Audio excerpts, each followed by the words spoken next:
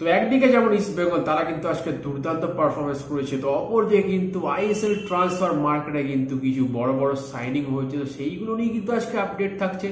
তো যারা ভিডিওটা দেখছো আর এখনো চ্যানেলটা সাবস্ক্রাইব করে দাও তারা প্লিজ চ্যানেলটা সাবস্ক্রাইব করে দাও, এমনি কিন্তু রেগুলার আপডেটস পাবে। তাছাড়া কিন্তু আমার ইনস্টাগ্রাম পেজ আর ফেসবুক পেজটাও কিন্তু ফলো করো, ইন্ডিয়ান স্পোর্টস গেমার নামেই আছে। তো চলো ভিডিওটা শুরু করা যাক। তো যেটা আমি তোমাদের বলছিলাম, তো আজকে কিন্তু একটা গুরুত্বপূর্ণ ম্যাচ ছিল, মানে ছোটদের ডার্বি, যেখানে কিন্তু মোহনবাগান ফার্স্ট লেগে কিন্তু ইস্ট বেঙ্গলকে 5-1 গোলে দুর্দান্ত পারফরমেন্স করেছিল, আর সেই ম্যাচটা সব প্লেয়াররাই ভালো করেছে। বাট আজকে ম্যাচটা কিন্তু একটু ডিফারেন্ট। তো সেখানে কিন্তু অল ওভার ইস্ট বেঙ্গল তারা কিন্তু প্রথম থেকে ভালো খেলে গেছে, আর সেই ম্যাচটা কিন্তু শেষ হয় 2-0 গোলে। আর অপরদিকে সোহেল ভাট একটা পেনাল্টি পেয়েছিল, বাট এখানে কিন্তু ইস্ট বেঙ্গলের গোলকিপারের কথা বলতে হবে, তিনি কিন্তু সেই পেনাল্টিটা সেভ করেন। আর এমনিতেও কিন্তু মোহনবাগানের প্লেয়ারদেরকে তেমনভাবে এফোর্ট দিয়ে খেলতে দেখা যায়নি, যেটা কিন্তু তারা করেছিল ডার্বির ফার্স্ট লেগে। তো যাই হোক, ওয়েল প্লেড ইস্ট বেঙ্গল, তো ওয়েল ট্রাই মোহনবাগান। আর অপরদিকে কিন্তু এই আপকামিং সিজন থেকে, মানে সিজন 11 থেকে আইএসএল আমরা কিন্তু দেখতে চলেছি 3 প্রধানকে। একদিকে কিন্তু আমরা যদি অলরেডি মোহনবাগান ইস্ট বেঙ্গল খেলছে, তো অপরদিকে কিন্তু মোহামেডান স্পোর্টিং ক্লাব তারা কিন্তু অলরেডি কোয়ালিফাই করতে চলেছে আইএসএল এ, আর তাদের কিন্তু 21 ম্যাচে 48 পয়েন্ট। আর অপরদিকে যে সেকেন্ড টিম রয়েছে, সেকেন্ড টিম কিন্তু শ্রীনিধি ডেকান, তারা কিন্তু 19 ম্যাচ খেলে 39 পয়েন্ট। এখানে কিন্তু পয়েন্টে একটা হিউজ ডিফারেন্স আসছে।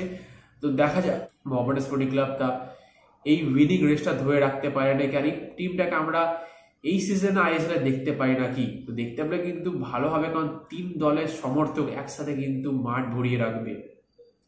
তো এবার যেটা আমি তোমাদের বলছিলাম, আইএসএল ট্রান্সফার মার্কেটে কিন্তু বড় বড় সাইনিং হতে চলেছে।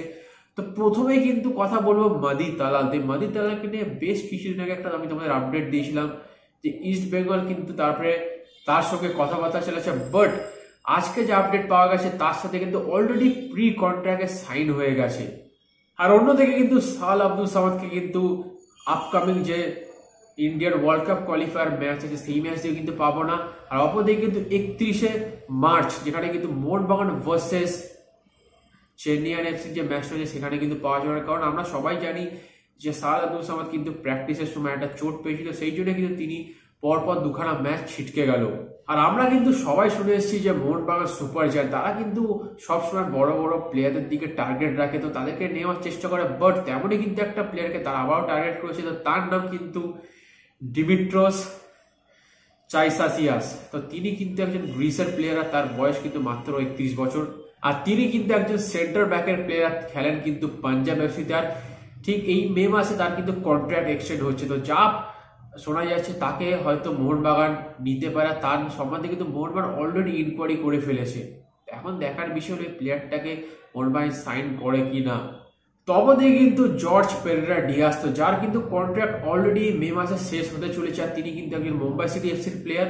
তো তার দিকে কিন্তু অলরেডি এফসি গড় নজর রেখেছে, অপরদিকে কিন্তু ইস্ট বেঙ্গল নজর রেখেছে, কারণ তাদের কিন্তু একটা অলরেডি ভালো স্ট্রাইকার দরকার। এখানে এখন দেখার বিষয় হলো ইস্ট বেঙ্গল এফসি তাকে সাইন করে নাকি অন্য কোনো ক্লাবে জর্জ পেরেরা ডিয়াস যান।